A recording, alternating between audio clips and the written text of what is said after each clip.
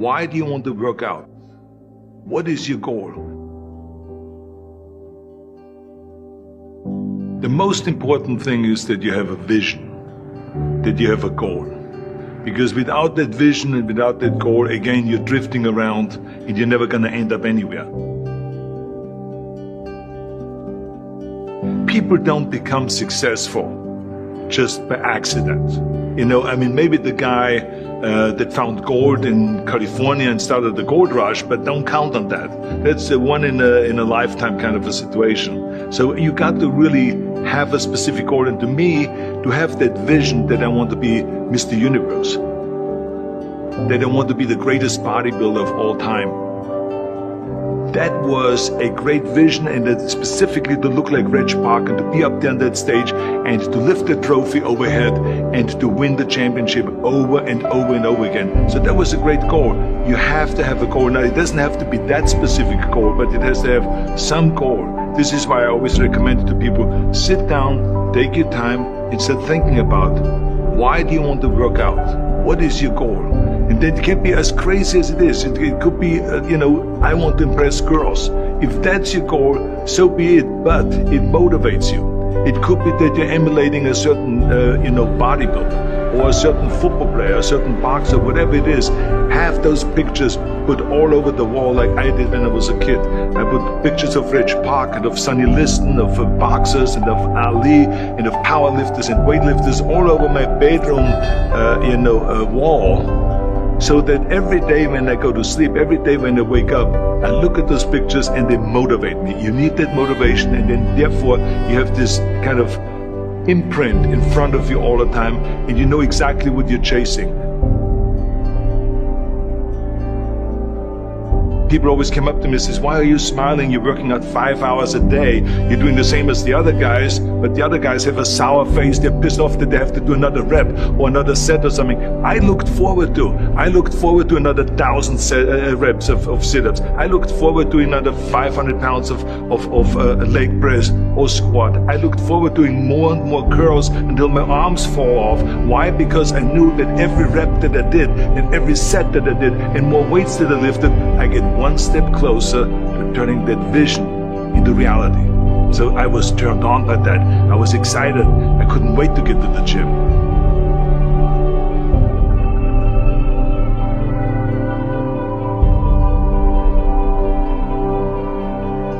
I remember that when I weighed 245 pounds, and Bob Rafelson, the director of Stay Hungry, said to me that I'm interested in having you come in for a reading and work on your acting and all this, because I'm interested in having you in a movie to star with Jeff Bridges and with Sally Fields. I was delighted about that. I was excited, and I started pumping up more and more.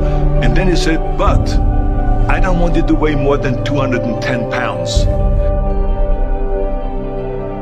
You want me to be in the movie, but I'm weighing 245 to 46. I say, I just won the Olympia, I say, which was 1974, and I was really at my biggest. And but he demanded that, and he says, look, it's very simple. On the day we start shooting, he says, I'm going to put you on a scale, and if you don't make the 210, you're out, because I have someone else in mind.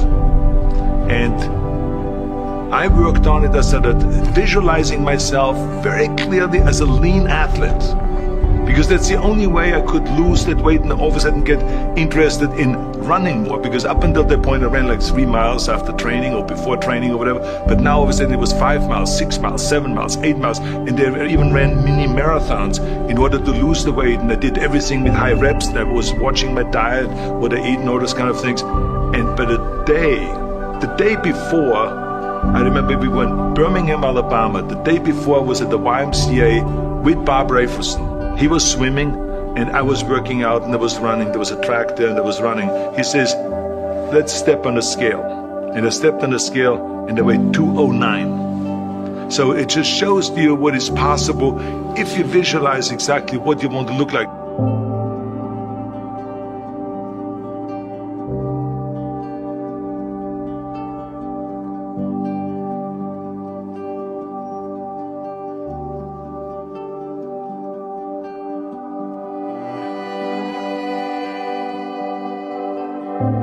And there was no room for any kind of like, well, I can't get my act together or anything like this, because there's only a certain amount of time. But the key thing again is have the clear vision. Have the specific goal of what you want to accomplish, because then you never go to the gym and you say, the day I feel down a little bit, I don't know what it is all about, I don't know my life, I'm confused. No, I tell you that I was a perfect example of someone that was not confident at all.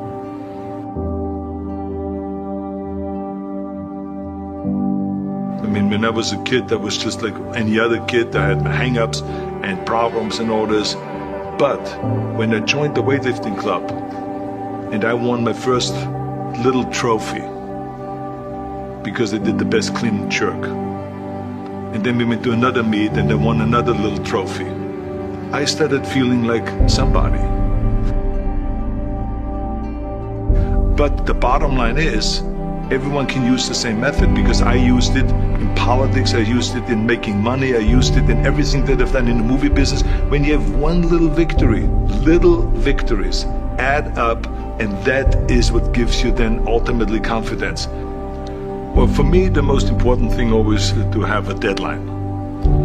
So when I, for instance, had a competition, and let's say the competition was in the middle of September, and it was now beginning of summer, so there was no more time to screw around. So there was the time now to get going on a diet, to get going with the training, to not slack off at all, because there was a deadline there. The day of the competition, I had to be in the best shape possible. And I knew that if I come to the competition and I lose because I did not schedule my training the proper way, or I didn't have the right frame of mind, or I didn't give everything, literally worked my butt off, I would be just so angry. So I never wanted to be in that situation. So this is why it was very important to pick that time and to say, this is when I have to be in top shape, and then to work towards that. But it's not just with the competition. I mean, it's the same in the movie business. I mean, to me, it was always a big advantage when I said, okay, my movie starts on April 1, and I have now 3 months, so I have to get really in great shape. So you pick those times. It could also be that you have no movie and you have no Mr. Olympia or no Mr. America, no Mr. Universe coming up or any of those things. But you say to yourself, the summer starts in June. I'm going to go to the beach in June, and at that time I want to be in great shape. So that creates an urgency that makes you really start training hard and taking it seriously. Because if you don't have a specific plan, then you wander around. I mean, you can have, as I've told you many times, the best ship or the best plane in the world, but if you don't have a specific goal where you want to go and when you want to get there, you just drift around and you never get anywhere. So this is why it is so important to create that urgency and have a specific time when you want to be in shape. Well, I mean, look, everyone has a problem with time, but the day is 24 hours and we sleep 6. Now, I know there's some out there that say, whoa, I need 8. Well, I say just sleep a little faster, because the bottom line is we have 6 hours of sleep, 24 hours are available, so you have 18 hours now available to your work, your family, your hobbies, and also to learn something new or to do something new, which could easily be that you want to learn a new language, or that you want to read as you have a New Year's resolution, I have to read a book every week, or you say, I'm going to go and reshape my body. So you're going to go and take this hour out of your schedule and say, I'm going to train an hour every day. So this is, for most people, a huge challenge, but it is totally doable, I can tell them, because the kind of things that I did when I came to this country, I mean, I went to school, I was working in construction, I was working out my 5 hours a day, I was taking acting classes from 8 o'clock at night to 12 midnight, I was doing all of those things. I wanted to make sure that out of the 24 hours of the day, that I don't waste one single hour. Those hours were too precious. And so there I just want to tell people, don't give me this thing, I have a difficult time with the time and I don't have time for this and I don't have that. You have time, you make the time.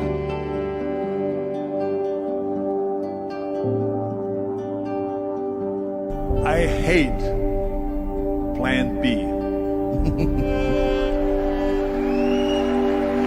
And I tell you why. Because we have so many doubters, as I've said earlier in the nose tape. You have so many of those people that say no and you can't do it, it's impossible.